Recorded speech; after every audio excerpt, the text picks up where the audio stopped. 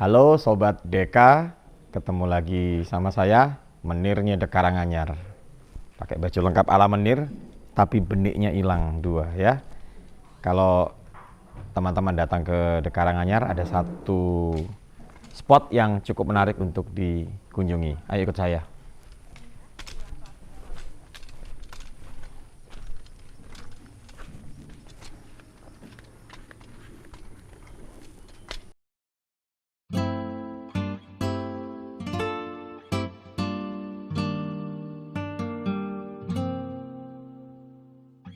Kita sekarang berada di area pembibitan atau nursery, dan di hadapan saya ini ada tanaman kopi ya, jenisnya Robusta, usianya kisaran 1 tahun. Jadi ini kurang lebih tingginya 120 sentian ya.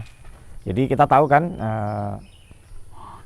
spesies kopi yang terkenal di dunia ini kan ada Arabica, ada Robusta, ada Liberica.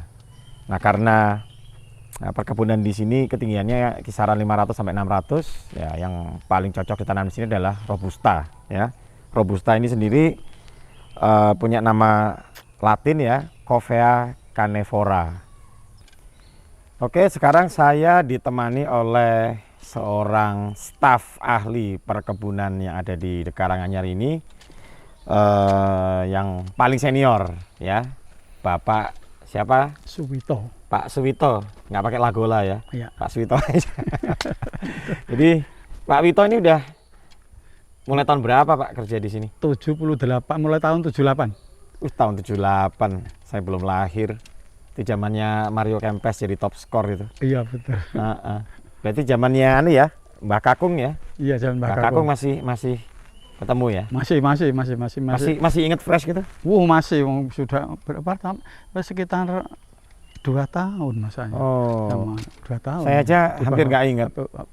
Soalnya pas itu belum. 2 tahun saya, Mas. Iya, jadi tahun 78 saya masih ada di angan-angan orang tua saya. Media Ini persemian. media persemian. Ini yang sudah di tanahnya diolah dulu sedalam 30 cm.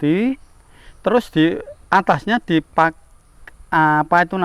pasir. Pakai media pasir. Untuk mengapa kita pakai pasir? Karena dari pasir itulah tidak akan ada jamur. Kalau pasir akan lebih steril, katakan begitu. Jadi kan butuh kita cuma bagaimana perakarnya tumbuh dengan bagus. Baru kita ambil ini proses dari biji yang telah kita persiapkan. Ya, ini harus kita semaikan. Kita semaikan. Ini kan ada permukaan, ada permukaan yang yang datar, dan ada permukaan yang cembung. Dari permukaan yang datar ini nanti posisinya harus di bawah. Oke. Pada permukaan yang cembung ada di atas. Karena apa? Yang datar ini kan ada belah dua. Inilah nanti tempat tumbuhnya akar.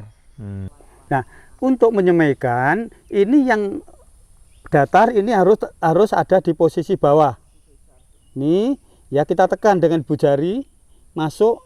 Kita kira-kira rata-rata tanah. Tekan pakai kelingking boleh?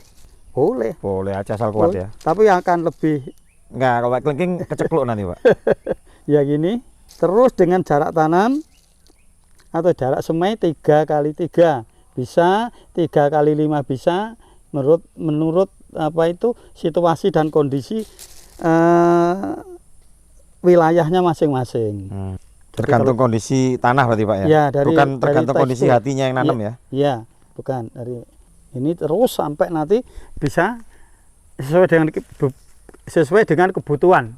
Apa kebutuhan kita, misalkan 5.000 ya kita pakai 5.000. Setelah gini kita benam lagi dengan pasir. Ini kita akan masuk ke fase berikutnya. Jadi ke bibit itu ketika sudah ditanam berapa 5 sampai 6 minggu, antara 5 sampai 6 minggu. 6 minggu ya. 6 minggu. Ini akan masuk kepada fase yang namanya serdadu. Serdadu. Ya, oke, bisa dijelaskan Pak Wito. Ya.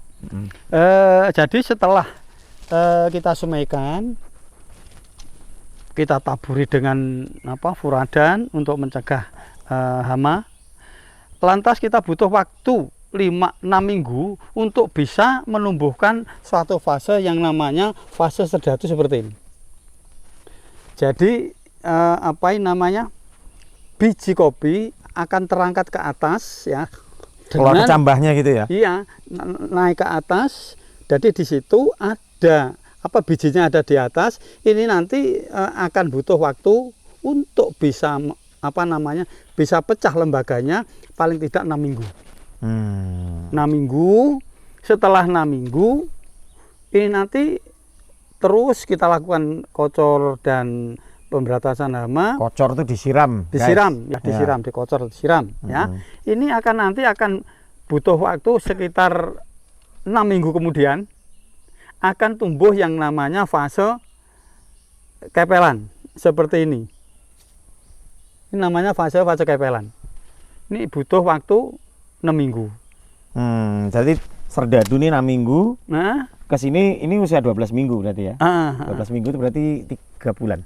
3 bulan ya. Iya, 3 bulan. 3 bulan. Jadi persemian 3 kenapa bulan. kok dikasih nama serdadu itu? Serdadu karena gini, ini loh Mas. Ini kan apa namanya, ini karena bentuknya kayak pion ya. Mungkin ya. Nah, ini kayak pion catur gitu. Ini kan seperti apa namanya? Seperti tentara pakai helm. Itu loh. Maka dinamakan serdadu. Oh, ini ternyata veteran perang Vietnam, guys. Jadi dinamakan serdadu karena dia pakai apa itu, topi baja itu. Kalau tumbuhnya gini ya. Kalau tumbuhnya agak mekrok namanya koboi kayak gini. Kalau sudah gini kan lain lagi. Iya, oke. Oke, jadi fase serdadu sudah dijelaskan oleh Pak Wito. Kita lanjut ke fase berikutnya, Pak ya. Kupu-kupu ya, Pak ya. Kupu-kupu. Ya, oke, kupu-kupu, butterfly. Silakan, Pak. Jadi setelah ini serdadu, kita butuh waktu 6 minggu, akan ini apa nama, daun lembaganya kan akan pecah. Akan pecah, akhirnya akan tumbuh sepasang daun yang seperti ini, yang namanya adalah fase kupu-kupu. Dijabut itu nggak apa-apa, Pak? Nggak apa-apa. Oh. Nggak apa-apa, nih kembalikan tadi. Kembalikan lagi nggak apa-apa ya? Nggak apa. Jadi ini fase kupu-kupu. Setelah fase kupu-kupu, nanti akan tumbuh berkembang, akan bisa berdaun 4 dan seterusnya. Ini akan tumbuh lagi yang namanya fase serdadu. Ini dari serdadu itu. Serdadu lagi? Ini kan kupu-kupu. Kupu-kupu lantas akan tumbuh menjadi serdadu seperti ini. Yang inilah yang nanti siap untuk dipindahkan ke media tanam yang namanya polybag. Oke. Ini pun bisa sebenarnya fase kupu-kupu ditanam pun bisa, asalkan batangnya ini sudah apa namanya, sudah nggak lentur. Sudah agak kaku, ini bisa dipindahkan. Tapi yang baik adalah pada saat fase kepelan atau kapalan ini. Yang baik ini seperti ini. Sudah daunnya 2 pasang. Ini kan masih 1 pasang.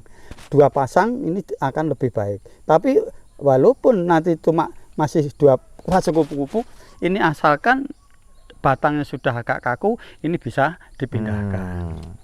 Jadi pada saat ini garis besarnya nanti waktu di persemaian ini sampai dipindah ke polybag ini butuh waktu 3 bulan utuhnya. 3 bulan baru pindah ke polybag. Di polybag nanti umur 10 bulan itu sudah bisa Berarti di persemaian ini fasenya bibit, serdadu, kupu-kupu, kepelan. Total itu berapa bulan? 3 bulan. 3 bulan. 3 bulan. Oke. 3 bulan. Sekarang kita masuk ke fase polybag atau pembibitan. Sampai persemaian, sini pembibitan. Dari persemaian ke pembibitan ya, di dalam polybag ya. Silakan diangkat, Pak Wito. Ya. Nah, ini teman-teman, ini sudah mulai kelihatan ya tanamannya. Ini berapa bulan nih, Pak? Umur 3 bulan nih, Pak. Pembibitan ini sekarang yang lanjut semua pakai polybag. Nah, polybag ini barang tentu isinya di masing-masing wilayah itu sudah barang itu tidak sama. Tergantung dari tekstur tanahnya masing-masing, Kalau kita ini pakai komposisi adalah pupuk dan tanah. Komposisinya tanahnya 2 bagian, pupuknya 1 bagian. Sepertiga. sepertiga dari totalan ini? Iya enggak no Mas, full no.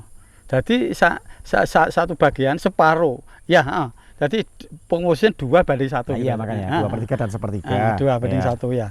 Ini. Oke. Nah, setelah ini kita isi ke polybag, lantas saatnya kita akan pindah persemaian yang dari persemaian. Jadi apa namanya yang tadi yang sudah fase serdadu, kita pindah ke Kepelan apa serdadu?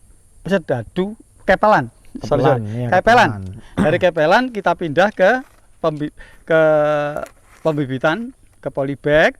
Pemupukan itu dimulai di fase ini? Apa dari Nah, ini juga sudah dilakukan pemupukan Mas. Jadi pemupukan berkali-kali, baik kita pakai pupuk daun maupun pupuk yang tanah yang kita pakai NPK 15-15.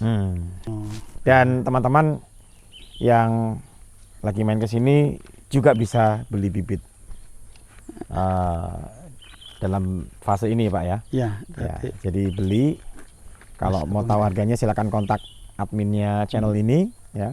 Dapat gratis juga bisa, asal bisa menyenangkan hati saya. Ya. Baiklah Sobat Deka, kita sekarang sudah berada di fase terakhir ya dari pembibitan tanaman kopi. Di hadapan saya kita sekarang dikelilingi oleh tanaman kopi yang usianya 1 tahun yang siap tanam. Jadi ibarat manusia ini usia ABG ya untuk kopi. Jadi ABG itu lagi cakep-cakepnya, lagi manja-manjanya, juga kadang ngeselin. Nah, tapi disinilah mereka akan menunggu giliran untuk ditanam di lahan. Oh, jadi gini, setelah ini kita polybag itu sampai situ umur 3 bulan, kita tunggu sampai nanti usia 10 bulan paling enggak untuk siap ditanam di lapang. Jadi sebelum kita tanam, ini lebih baik bibit ini harus kita lakukan kopern. Kopern itu adalah memotong daunnya 2/3. Jadi disisihkan 1/3. Ini untuk apa? Adalah untuk menghindari penguapan. Kalau tidak kita potong nanti akan terjadi penguapan, terus nanti terjadi stagnan, kita nunggu lama. Tapi kalau kita koper ini kalau penguapannya agak bisa kita tekan untuk berkurang. Nah, setelah ini barulah kita lakukan perawatan di lapang. Jadi ini sekali lagi ini adalah fase terakhir di pembibitan. Nah, bagaimana sebelum tanam cara kita melakukan koper? Kita koper, kita hilangkan 2/3 dari panjangnya daun. Jadi begini, ini kita lakukan koper, kita potong 2/3, kita sisakan 1/3 untuk mengurangi penguapan. Jadi sebetulnya mengurangi penguapan itu biar nggak dehidrasi gitu Pak ya? Iya. Jadi nanti biar tidak stagnan. Baiklah Sobat Deka, tadi kita sudah mendengar penjelasan dari Pak Wito, salah satu pegawai paling senior di perusahaan ini. Atau sudah paling senior sekarang ya? Iya. Sudah paling senior. Iya. Jadi mudah-mudahan konten tadi bermanfaat buat Sobat Deka yang mau belajar tentang budidaya tanaman kopi ya.